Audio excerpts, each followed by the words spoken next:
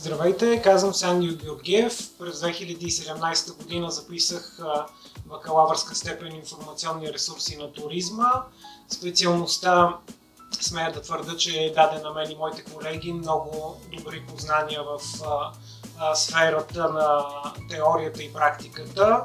Имахме възможността да се запознаем с много интересни и популярни личности, които упражняват тази професия.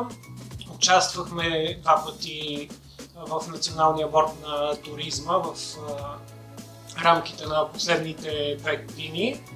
Също така през есента на 2021 година, след като успешно защитих бакалавърската си степен, записах магистърска степен в специалност бизнес административни, информационни технологии и комуникации.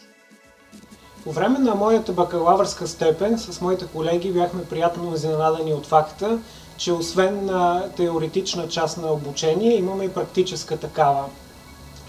През 4 годишния ни процес на обучение ние участвахме в 2 теренни проучвания, едното край Бургас, а другото край Петрич. С колегите бяхме приятно изненадани от факта, че въпреки че сме в сферата на туризма, имахме възможността да влезем в обувките на археологията, да видим всички процеси, които са свързани от самото откриване до самата част, когато вече самия артефакт стигне до музейната витрина.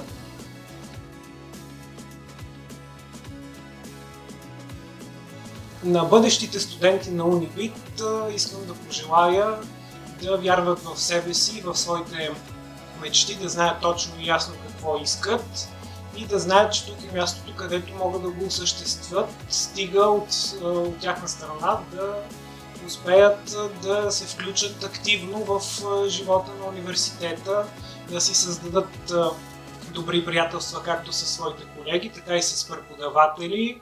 Участвайте в конференции, в семинари, защото те, освен знания, ще ви дадат и бъдещ опит за това как да организирате един ден предстоящо събитие в компанията, в която ще работите или във вашата собствена такава. Ще видите етикета на обличане, на поведение, както и самата организация. И това е.